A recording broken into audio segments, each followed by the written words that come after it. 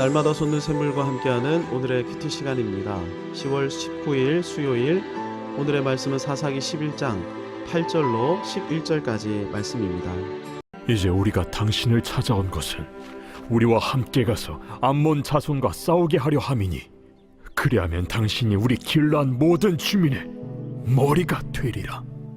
너희가 나를 데리고 고향으로 돌아가서 암몬 자손과 싸우게 할 때 만일 여호와께서 그들을 내게 넘겨주시면 내가 과연 너희의 머리가 되겠느냐? 여호와는 우리 사이의 증인이시니 당신의 말대로 우리가 그렇게 행하리이다. 이에 입다가 길르앗 장로들과 함께 가니 백성이 그를 자기들의 머리와 장관을 삼은지라. 입다가 미스바에서 자기의 말을 다 여호와 앞에 아뢰니라. 사사기 저자는 11장부터 사사 입다에 대한 서술을 시작합니다. 그런데 생각보다 입다에 대해 부정적인 선입견을 가지고 계신 분들이 적지 않으시고, 저도 어려서부터 입다에 대해 뭔가 문제가 있는 사람인 것처럼 들어왔었는데요. 일단 입다는 출생부터가 정상적이지 않죠. 기생인 어머니, 여기서 기생이 히브리어로 조나인데, 조나는 정확히 창녀를 의미합니다. 입다는 율법에 의해 용서받지 못할 죄인으로 정죄된 창녀의 아들로 태어났습니다. 율법에 의하면 부정은 접촉에 의해 전파되는데, 입다는 어려서부터 창녀촌에서 지내면서 창녀인 어머니 스라에서 자라났을 것입니다. 그러니 부정한 존재로 여겨질 수밖에 없었는데요. 창녀의 아들로 자라면서 제대로 교육이나 받을 수 있었겠습니까? 정의와 공의의 율법을 배울 수 있었겠습니까?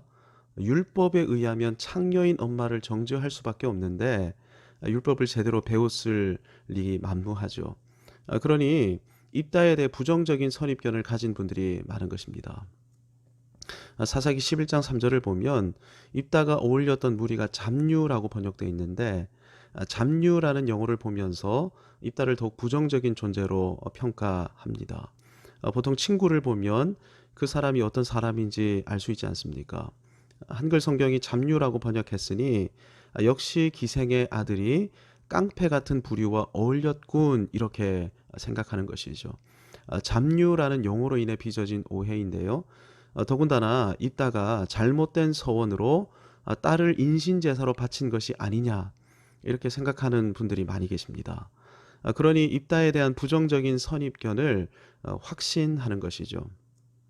그런데 입다가 대항에서 싸웠던 민족이 암몬 아닙니까? 암몬의 신인 몰렉 숭배의 방법이 인신제사였습니다. 여호와의 이름으로 암몬과 맞서 싸웠던 입다가 인신제사를 드렸다? 말도 안 되는 이야기이죠. 그래서 종교개혁 이후에는 딸을 드렸다는 것을 처녀의 상태로 하나님께 드려 성막 봉사에 헌신하게 했다, 이런 해석이 등장했던 것입니다. 성경을 읽고 해석할 때 가장 중요한 것은 성경 저자의 관점, 성경의 평가가 어떠하냐 하는 것입니다.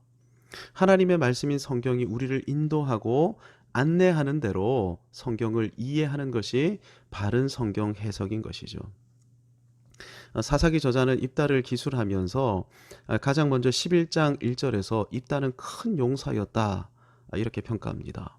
이것이 입다에 대한 대전제이죠. 하나님께서 기드온을 부르실 때 큰 용사라고 부르셨었는데요. 기드온은 이 부르심을 확신하지 못해서 하나님을 시험하기도 하고 머뭇거리기도 하고 주저하기도 했었습니다. 하지만 사사기 저자는 입다를 소개하면서 처음부터 입다는 큰 용사다라고 웅변하고 있는 것입니다. 실제 사무엘의 평가를 들어보면 입다는 이스라엘의 구원자 중 한 명입니다. 사무엘상 12장 11절을 보면 사무엘은 이스라엘의 구원자로 여룻바알, 기드온이죠, 베단, 입다, 사무엘, 네 사람을 언급하는데요. 신약에서도 입다는 대표적인 믿음의 사람으로 언급됩니다. 히브리서 11장 32절을 보면 기드온, 바락, 삼손, 입다, 다윗, 사무엘 등이 믿음의 사람으로 언급되는데 중심 인물이 입다이죠. 입다는 출생에 아픔이 있었고 부정한 사람이라는 선입견이 꼬리표처럼 붙어있는 사람이었지만 이 모든 어려움과 아픔을 믿음으로 극복했던 크고 넓은 믿음의 용사였던 것입니다. 입다는 비록 인간적인 연약함을 가진 사람이었지만 저는 성경이 말하고 있는 그대로 입다를 믿음의 사람, 신실한 사사로 보아야 한다고 생각합니다. 실제 11장 3절에서 잡류가 그에게로 모여왔다. 이 말씀에서 잡류는 히브리어로 레이킴인데 레이킴은 문자적으로 비어있는 사람들, 가난한 사람들을 의미합니다. 원래 이스라엘 사람들은 땅을 영원한 기업으로 분배받기에 땅을 잃고 유리방랑하는 사람은 존재할 수 없죠. 혹시 빚이 생겨서 땅을 매매할 일이 생기더라도 땅을 산 사람의 집에서 일꾼으로 일하다가 희년이 되면 원래 땅을 차지하도록 하나님께서 율법으로 정해 놓으셨습니다. 하지만 사사시대는 하나님의 이 법이 작동되지가 않았고 그래서 떠돌이로 전락해 유리방랑하는 가난한 사람들이 존재하였죠. 사사기 17장에 등장하는 미가집의 제사장이 미가집의 대제사장이 된 레위인도 이런 떠돌이 중에 한 명이었는데요. 이런 사람들이 입다에게로 모여들었던 것입니다. 왜 모여들었겠습니까? 입다가 이런 사람들의 아픔을 공감해주고 위로해주고 품어주었기 때문입니다. 입다는 사람을 품을 수 있는 넓은 품을 가진 리더, 큰 사람이었던 것이죠. 암몬 자손의 침공으로 곤경에 처하게 된 길르앗 장로들이 입다를 찾아와 지휘관이 돼달라 이렇게 부탁한 것을 보면 이미 길르앗에서부터 입다는 큰 용사로 인정받았던 것이 분명합니다.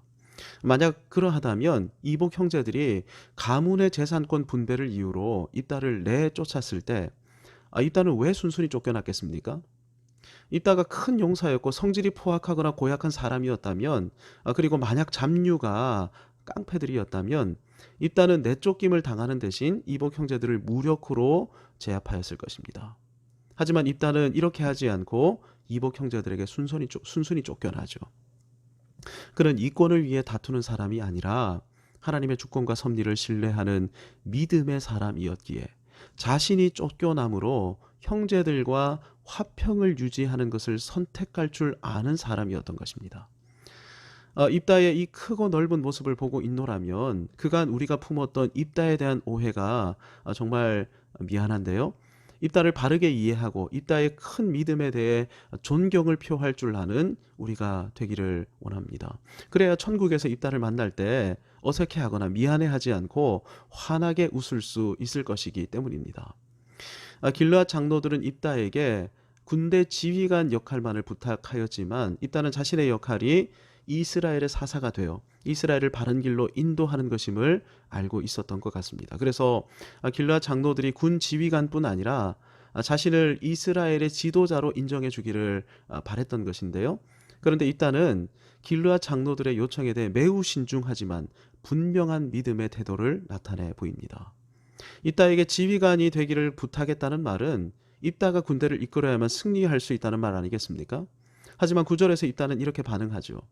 입다가 길르앗 장로들에게 이르되 너희가 나를 데리고 고향으로 돌아가서 암몬 자손과 싸우게 할 때 만일 여호와께서 그들을 내 손에 넘겨주시면 내가 과연 너희의 머리가 되겠느냐 하니 만일 여호와께서 그들을 내 손에 넘겨주신다면 이 말이 그냥 여호와의 이름을 빙자해서 자기 유익을 추구하기 위해 한 말이었겠습니까? 사무엘상과 히브리서의 평가를 염두에 둔다면 입다의 이 말은 순수한 믿음의 표현임이 분명합니다. 당신들은 내가 승리의 주체인 것처럼 말하고 있지만 나는 승리의 주체가 아니라 여호와 하나님이 승리의 주체이시다. 정말 큰 믿음의 용사다운 말 아닙니까? 승리의 주체는 하나님이십니다. 모든 주권은 여호와의 손에 달려 있습니다. 그러므로 나를 바라보지 말고 우리의 힘과 능력을 의존하지 말고 여호와 하나님을 바라보십시다. 아울러 입다는 매우 신중한 태도로 전쟁의 승리 이후에 자신을 사사로 인정할지의 여부를 재확인합니다. 입다는 내적인 부르심뿐만 아니라 외적인 부르심도 소중하게 다루고 있는 것입니다. 보통 신학교에 입학할 때 하나님께서 나를 목회자로 부르셨어. 내적 부르심을 확신해야만 하죠. 하지만 내적 부르심만으로는 신학교에 입학이 어렵습니다. 내가 원한다고 신학교에 입학할 수 있는 것이 아니기 때문입니다. 신학교 입학 시에 반드시 구비돼야 하는 서류 중 하나가 당회장 추천서입니다. 이 추천서는 교회가 이분을 신학에 합당한 분으로 인정한다 하는 서류이죠. 규모 있는 교단에서는 노회 신학 입학 허락 청원서까지 구비해야만 신학교에 입학할 수 있습니다. 내적 부르심도 중요하지만 외적 부르심도 중요한 것이기 때문입니다. 입단은 사사직을 이행함에 있어 외적 부르심도 내적 부르심 못지않게 중요하게 생각했고, 그래서 이 외적 부르심에 대해 장로들과 함께 미스바 성소 앞에서 여호와 앞에서 공개적으로 서약식까지 치렀던 것입니다. 입다의 언행을 통해 길르앗 장로들은 그들의 시각이 교정되고 있음을 확인했을 것입니다. 처음에 그들은 입다만 지휘관으로 모셔오면 승리할 수 있을 것이다, 이렇게 생각했을지 모릅니다. 하지만 여호와 하나님께서 어떻게 역사하시느냐가 이 전쟁의 키포인트이로구나, 입다로 인해 이렇게 생각하기 시작했을 것입니다. 더군다나 이제 대암몬 전쟁 이후 우리는 사사 입다의 지도 가운데 더 이상 암몬의 신, 모압의 신을 섬기지 않고 여호와 하나님만 섬기면서 그분의 언약을 따라 살아야 하는 것이로구나, 이렇게 그들의 생각이 교정되었을 것입니다. 한 명의 믿음의 사람으로 인해 이스라엘 전체의 분위기, 길르앗의 흐름이 교정되기 시작했던 것이죠. 입다 한 사람으로 인해 모든 일과 전투의 중심이 여호와 하나님으로 급변하였던 것입니다. 여러분, 그래서 믿음의 지휘관, 믿음의 지도자가 이렇게나 중요한 것입니다. 지난 주간에 교단의 한 장로님과 식사를 할 기회가 있었는데 이분이 교회에 대해서 염려하시면서 교육자가 바뀌더라도 교회 교육 시스템만은 계속 유지될 수 있는 방안은 없을지 고민하고 있다, 이런 말씀을 저에게 말씀하셨습니다. 네, 교회 교육도 시스템이 중요할 수 있지만 그 시스템을 세우고 유지하는 사람도 결국은 지도자 한 사람입니다. 좀 뒤떨어지는 시스템을 가지고 있다 할지라도 여호와 하나님으로 가득한 교육자가 와서 살아계신 하나님의 말씀을 증거하고 그 가운데 예배드리는 학생들 또 청년들이 하나님의 임재를 맛보기 시작하면 그때 모든 것이 급변하기 시작하게 되는 것이죠. 그래서 제가 말씀드렸습니다. 예배를 통해 하나님의 임재를 알려줄 수 있는 교육자를 모실 수 있기를 기도하셔야 할 것 같다고 말입니다. 그게 급선무인 것 같다고 말씀드렸습니다. 11절을 보면 입다는 길르앗 장로들, 길르앗의 모든 군대와 함께 미스바로 나아가 여호와 하나님 앞에서 공개적으로 믿음을 고백합니다. 자기의 말을 다 여호와 앞에 아뢰었다, 이렇게 기록되어 있는데 뭘 아뢰었겠습니까? 이 전쟁은 제가 아니라 여호와 하나님께 속했습니다. 저를 승리의 도구로 써주시고 이 전쟁 이후에 저를 통해 이스라엘이 바알의 통치가 아니라 여호와의 통치 아래 살아가게 해주옵소서. 이 일에 저를 도구로 사용해 주옵소서. 그래서 아마 미스바 모임은 부흥회가 되었을 것입니다. 자신만, 이 입다만 부르짖고 끝난 것이 아니라 입다는 온 이스라엘로 여호와께 부르짖도록 하였을 것입니다. 이 전쟁의 승리는 여호와께 달려 있습니다, 이렇게 말입니다. 오늘 이 아침에 입다와 같은 믿음 주시기를 간구하며 기도하십시다. 나를 통하여 모든 흐름이 여호와 하나님이 중심이 되는 흐름으로 변화되게 해달라고, 이 일에 나를 써달라고 주신 말씀 붙들고 함께 기도하면서 은혜의 보좌로 나아가겠습니다.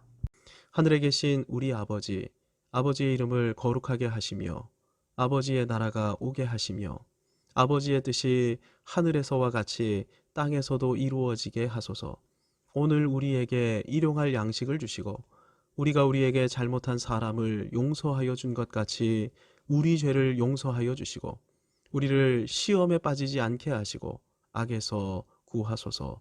나라와 권능과 영광이 영원히 아버지의 것입니다. 아멘.